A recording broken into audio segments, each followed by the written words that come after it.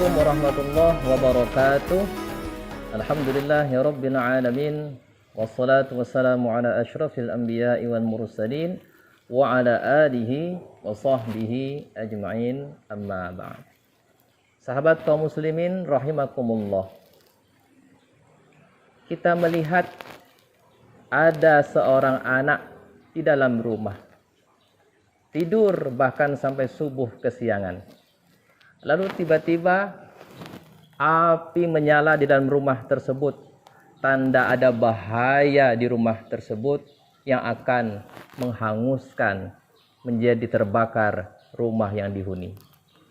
Melihat yang seperti ini, orang tua yang berada di rumah tersebut tentu akan khawatir dengan anaknya yang tidur lelap sampai tidak terbangun, tidak sadar bahwa api sedang berkobar. Apa yang akan dilakukan oleh orang tua ketika melihat ada anaknya sedang tidur, tidak menyadari api sedang melalap rumahnya?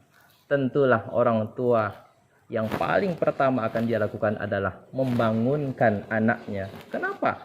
Supaya anaknya tidak ikut terbakar hangus dengan api yang sedang berkobar. Sahabat kaum muslimin rahimakumullah. Mirisnya kita melihat sekarang bahwa di saat ada anak yang tidur bahkan tidak melaksanakan sholat subuh, orang tua seolah membiarkan anaknya, seolah tidak tega untuk membangunkan anaknya agar melaksanakan sholat. Apakah ini tidak lebih berbahaya dibandingkan api yang membakar rumahnya?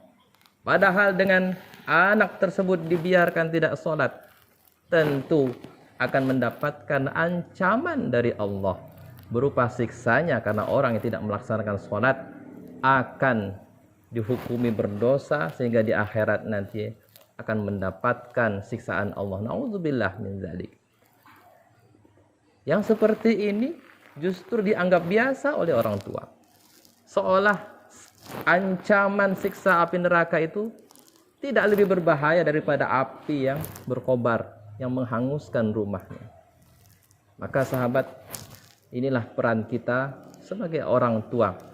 Ketika kita memiliki anak-anak yang sudah usia baligh, maka perintahkanlah dia untuk melaksanakan sholat. Karena bagaimanapun di rumah kita, apabila seluruh penghuninya melaksanakan sholat 5 waktu, maka penghuni rumah tersebut akan mendapatkan cahaya dan barokah dari amal soleh yang dia lakukan. Kalau sebaliknya ada satu saja yang tidak sholat di rumah tersebut, maka seluruh penghuni rumah akan mendapatkan ketidakbarokahan dari perbuatan satu orang anak tersebut. Maka sahabat kaum muslimin, di dalam Al-Quran Allah Subhanahu wa ta'ala berfirman, Bismillahirrahmanirrahim, Ya ayyuhalladzina amanu qu anfusakum wa ahlikum naro.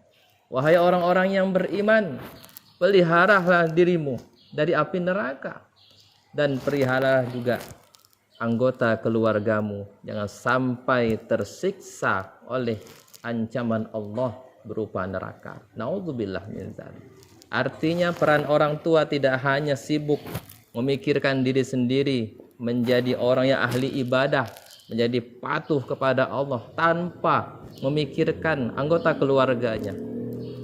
Dengan menyampingkan perannya sebagai orang tua untuk memperhatikan ibadah anak-anaknya, termasuk sholat dan juga membaca Al-Quran. Maka dari itu baginda Rasul Sallallahu Alaihi Wasallam pernah bersabda bahwasannya rumah yang dibacakan Al-Quran akan terlihat bersinar dari atas, seperti penduduk bumi yang melihat bintang-bintang yang bersinar di langit. Itu artinya apa? Walaupun bagus sekalipun, mewah sekalipun, terang dengan lampu-lampunya bak istana, suatu rumah apabila di dalamnya penghuninya tidak melaksanakan sholat, tidak membaca Al-Quran, rumah ini akan terlihat gelap, tidak bercahaya sama sekali oleh penduduk langit. Baginda Rasul sallallahu alaihi wasallam mengatakan, "Nawwiru buyutakum bi qiraatil Qur'an." Terangilah rumah-rumah kalian dengan membaca Al-Qur'an.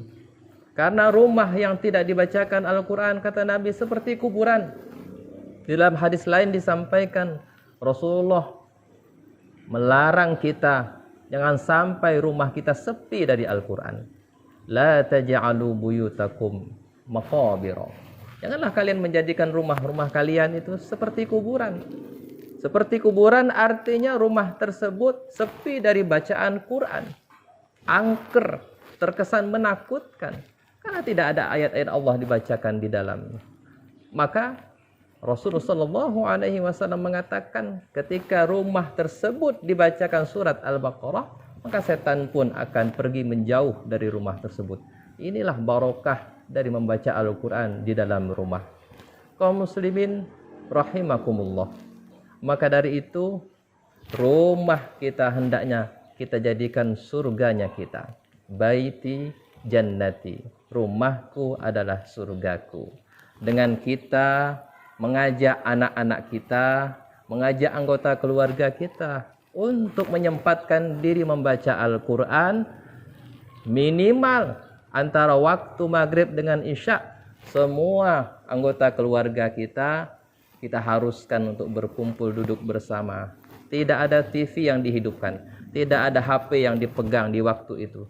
Semuanya ikut mengaji. Subhanallah, rumah yang seperti ini akan bercucuran barokah Al-Quran karena anggota keluarganya ikut bersama-sama membaca Al-Quran. Sahabat kaum muslimin rahimakumullah, ada satu kisah suatu keluarga di mana seluruh anak-anak keturunannya sukses di masa depannya, bahkan secara ekonomi dilihat sebenarnya keluarga tersebut tidak mampu, tetapi semua anak-anaknya bisa sekolah. Kenapa? Ketika ditanya, karena seluruh anggota keluarganya, anak-anaknya sudah dibiasakan setiap hari membaca Al-Quran, walaupun hanya satu halaman, mereka tidak luput membaca Al-Quran. Inilah kehebatan, kemukjizatan Al-Quran, bisa mengangkat derajat seseorang, bisa membuat masa depan orang menjadi sukses dan berhasil. Terlebih-lebih lagi di akhirat nanti akan berkumpul mendapatkan syafaatnya Al-Quran, insyaallah. Amin ya rabbal alamin. Demikian, semoga kajian sore 10 hari menjelang Ramadan ini bermanfaat buat kita semua, bisa kita amalkan, dan semoga kita semakin dekat dengan Al-Quran. Rumah-rumah kita selalu terdengar ayat-ayat Quran yang dibaca, insyaallah. Amin ya rabbal alamin. Demikian, semoga bermanfaat. Wal afwa minkum. Wassalamualaikum warahmatullahi wabarakatuh.